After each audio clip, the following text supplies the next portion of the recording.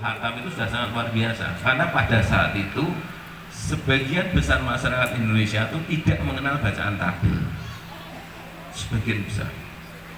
Cobalah imam-imam masjid ketika tahun 80-an, 90-an. Kalau sekarang sudah banyak imam masjid yang bacaan Qurannya sangat baik gitu. Kalau zaman dulu 80 90 masjid imam musola kan seperti itu. Ketika anak kecil sudah bisa baca yang sehebat itu, tampil bacaannya, menguasai huruf, ilmu tajwidnya juga apa, itu sudah sangat luar biasa. Sehingga ketika dipertontonkan di Masjid Kauman, Masjid Agung Semarang, Masjid Kauman terkenalnya, itu yang habis khataman anak-anak TK itu yang nonton itu sangat banyak sekali, sangat luar biasa karena heran anak sekecil ini sudah bisa baca Quran dengan takbir ketika itu kan namanya. Pasti sekarang sudah beda lagi, ya beda lagi. Tapi pada prinsipnya satu memang, yang memberantas bacaan yang tidak tartil, tidak sesuai dengan kaidah tajwid. Yang kedua memberantas bacaan yang gremeng, enggak jelas, makrosnya enggak jelas. Apalagi memberantas bacaan-bacaan semisal imalah swasta. Imalah apa ya imalah?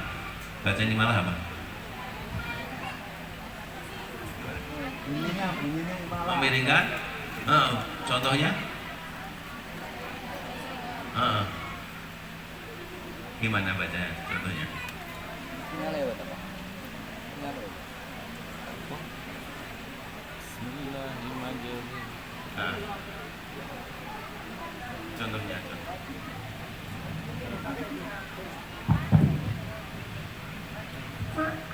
Memiringkan bunyi kota pada kasroh.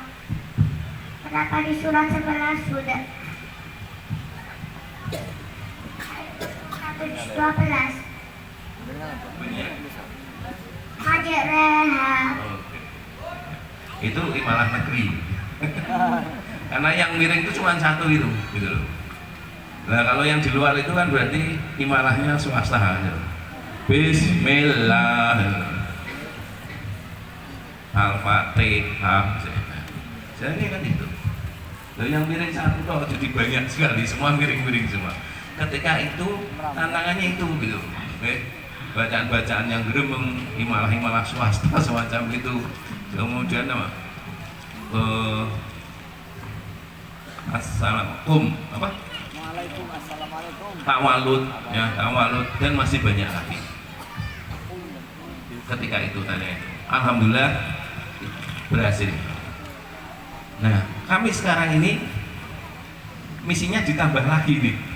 Masih ada PR ternyata. Apa yang sekarang dikirwati sekarang? Kalau setelah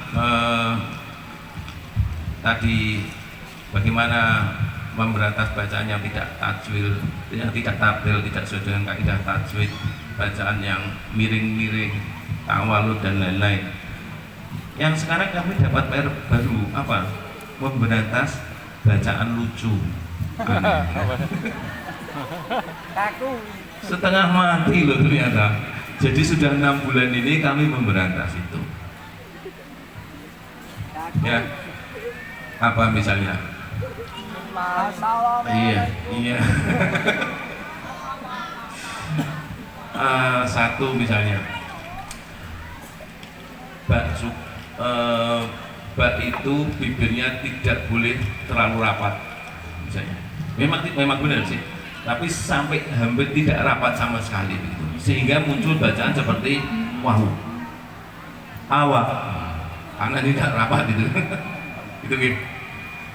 Saya dapat cerita kemarin kami dapat tamu dari Pati gitu kan, kepala TPQ di Pati itu mutolaah jilid 1 gitu ya, karena beliau terlambat dia nyari halamannya itu nggak ketemu, padahal halaman 1 baru baca apa, dia nyarinya awak kok nggak ada, ini tekan di tuh karena terdengarnya awak, wow bukan bak gitu. Apalagi kalau mangap meringis mencucu ya iya, ngaji mesti mangap, mesti meringis, mesti mencucu, kalau enggak bisa ngaji gitu. Tapi yang berlebihan sampai huruf-huruf istiqlal tuh bukan O tapi U bunyinya seperti itu. Merubah raut wajah ya, mangap yang berlebihan sampai wajahnya tuh ada yang bilang kayak badut begitu kan. Ada yang menyampaikan suaranya jadi pilek, jadi bindeng gitu dan sebagainya. Apalagi ada banyak kol-kolah misalnya, kol-kolah yang disamarkan sampai tidak kedengeran. Apalagi asyamsiah, lam sukunnya masih kedengeran jelas. Padahal itu kan idgham kamil harusnya hilang, udah masuk. Kalau kita lihat di qiraat kan bacanya langsung gitu. Contoh di pokok bahasa itu macam itu. Nah itu memang pekerjaan kami di beberapa bulan terakhir itu. Dan itu pula yang mungkin yang menyebabkan ada tadi istilah koordinator 6 jilid gitu ya. Karena mungkin ada yang lain gitu ya.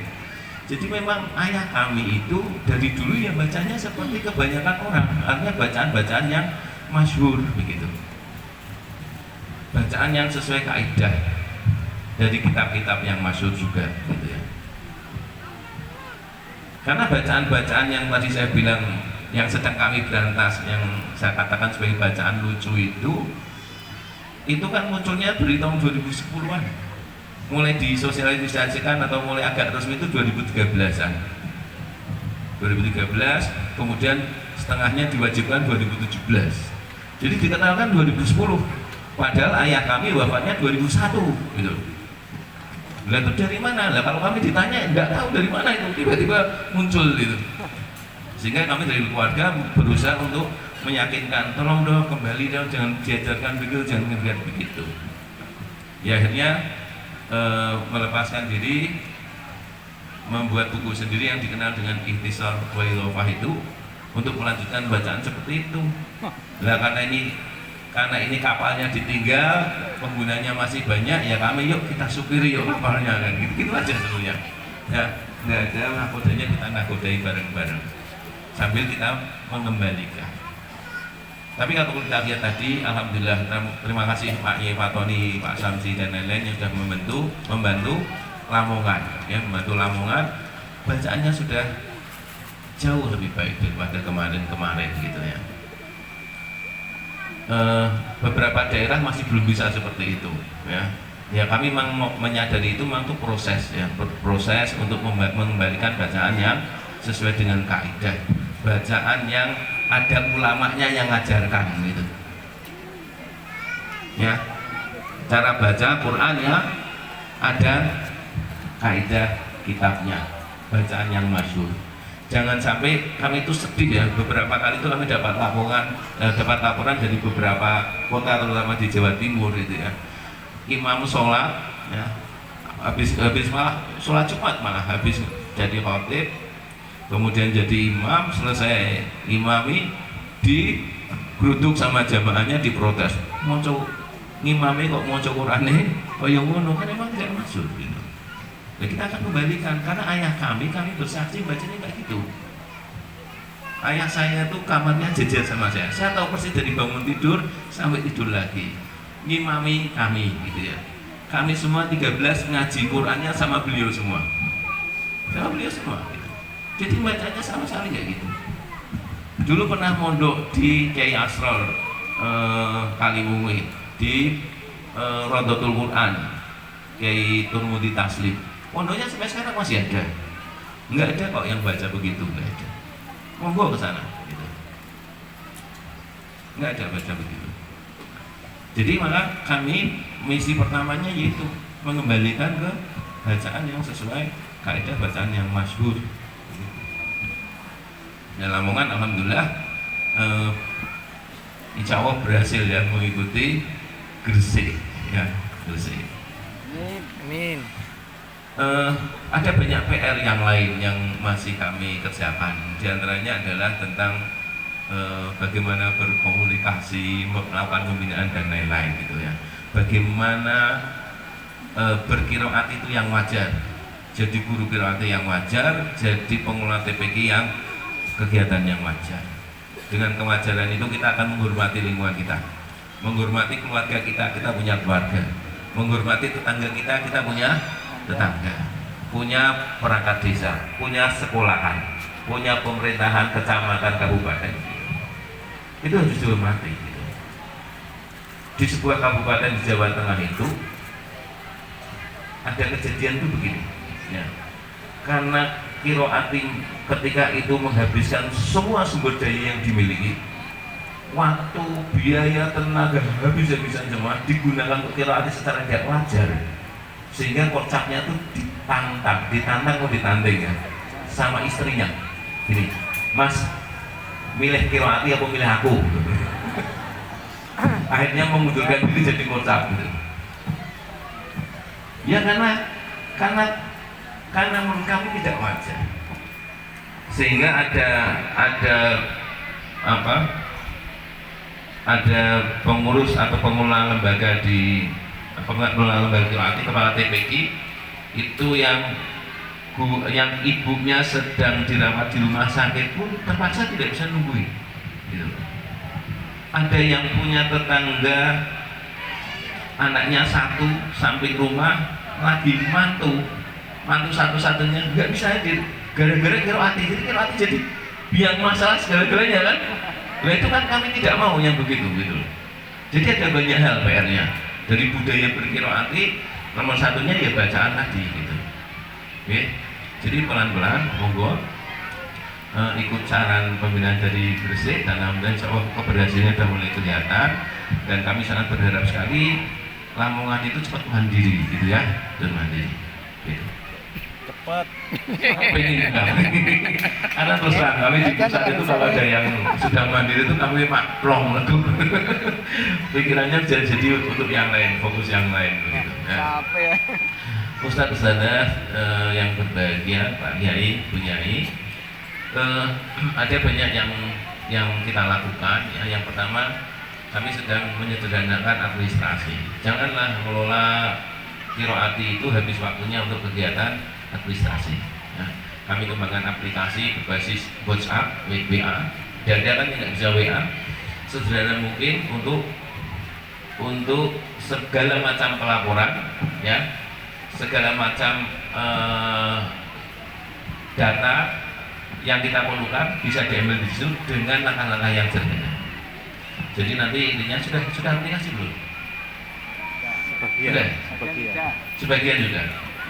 Jadi nantinya laporan satu-satunya itu hanya ketika ada anak yang naik jelit namanya siapa, kirim, udah itu nggak ada laporan yang lain. Tidak ada laporan yang lain, itu nanti bisa kemana-mana sampai buku dan sebagainya. Ya. Aplikasi untuk pengadaan buku itu nanti tidak usah ngitung stoknya berapa, muridnya berapa, yang ini berapa, tidak usah. Jadi dari situ aja bisa kemana-mana, termasuk buku, performa lembaga, sampai kami itu tahu ya, dengan laporan itu ada santri namanya Fulan di TPI A, kecamatan ini, kabupaten ini sudah 8 bulan ngendon apa? Kak naik. Tidak ada perbaikan, tetap di situ dijerit 2B misalnya. Kita tahu. Nah, kita tahu WhatsApp-nya, tahu mana yang tahu. Ya jadi itu aja. Jadi kami menyederhanakan itulah intinya ya, sederhana mungkin, sehingga kita tidak kebanyakan habis waktu ngurusi administrasi. Yang kedua tentang standarisasi bacaan ya. Beberapa waktu lalu kami sudah merumuskan, alhamdulillah ketika itu Pak Iye Fatoni juga hadir ikut merumuskan, sudah final, alhamdulillah tinggal kita sosialisasikan dan kita sudah melakukan standarisasi metodologi dasar ya. Yang terakhir tentang buku dan kemudian program-program lanjutan tahfidz dan diniyah. Jadi gini, satu hal yang penting yang perlu kami sampaikan bahwa di Kiroati nanti ini ya, Kiroati itu nanti kita kembali fokus pada TPQ. Jadi produk akhir kita itu TPQ meskipun hatam dasar. Bagaimana kalau yang mau melanjutkan ke pasca, kita fasilitasi ya, mau tahfidz boleh, diniyah boleh, itu fasilitas kita. Mau lanjut ke pondok tahfidz yang lain juga silakan. Itu ya. Mau kuliah di manapun, mau melanjutkan ke pondok kita, pondok tahfidz atau akhirnya kuliah di manapun juga silakan. Mau ke sekolah PKBN juga silakan, tapi bukan wajib. Karena kita fokusnya di TPQ. Dengan fokus di TPQ itu, ya ini selesai. Boleh teori tajwid matang, selesai. Jangan nanti habis ini baru nanti dimatangkan lagi, enggak, ya matangnya di sini gitu, selesai. Nanti kalau mau melanjutkan kita fasilitasi, gitu nih. Jadi kita tidak, ini pokoknya sekedar kemudian nanti finishingnya, perbaikannya nanti di program lanjutan, enggak gitu, tidak begitu. Jadi kita kembalikan fokusnya di TPQ, sehingga tidak ada lagi kalau fokus di lanjutan, di program lanjutannya khususnya program tahfidz lewat PTPT, PTPT itu mengharuskan konsentrasi tinggi, tidak boleh ada gangguan lain, sehingga menjadi sulit kalau itu harus bersanding dengan sekolah-sekolah formal, sehingga pengarahannya harus ke PKBM lalu kejar paket gitu. Jadi memang itu paketnya, memang itu.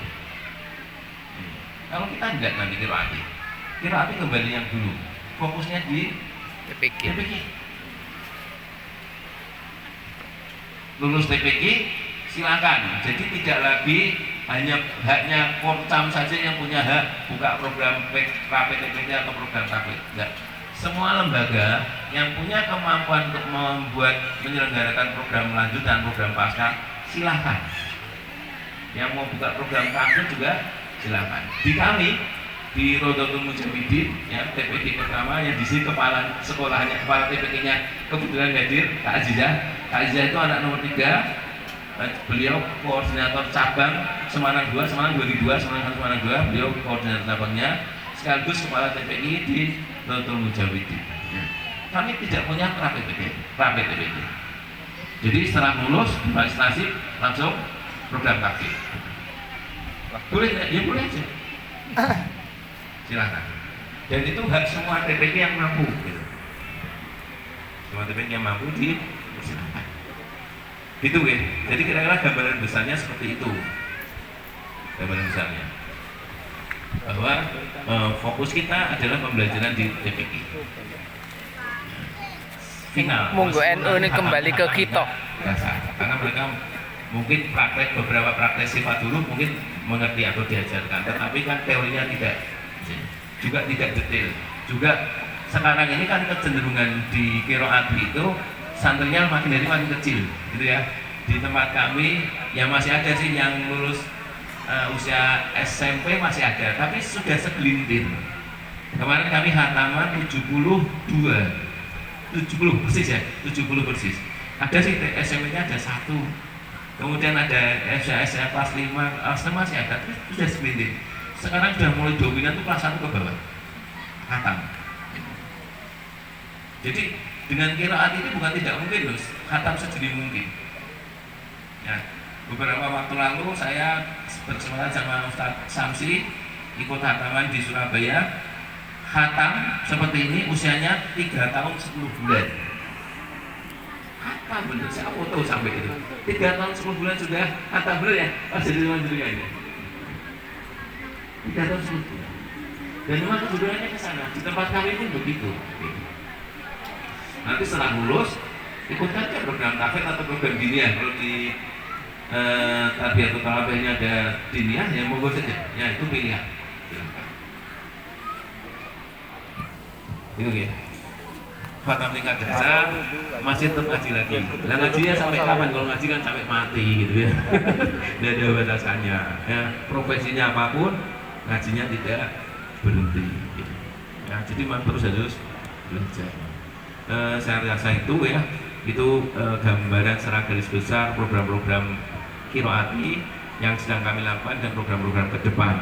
Ya, poin besarnya kami mengembalikan ke standar bacaan qiraati yang sesuai diajarkan oleh Kiai Haji Dahlan Salim Zarkashi, bacaan-bacaan yang masyhur sesuai dengan kaidah-kaidah dari kitab-kitab tajwid, gitu ya. Bacaan yang diajarkan oleh para ulama, gitu ya.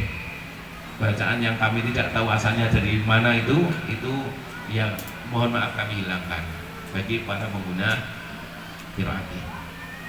Itu dari saya, kurang lebih mohon maaf. Wabillahi taufiq wal hidayah. Wassalamualaikum warahmatullahi wabarakatuh.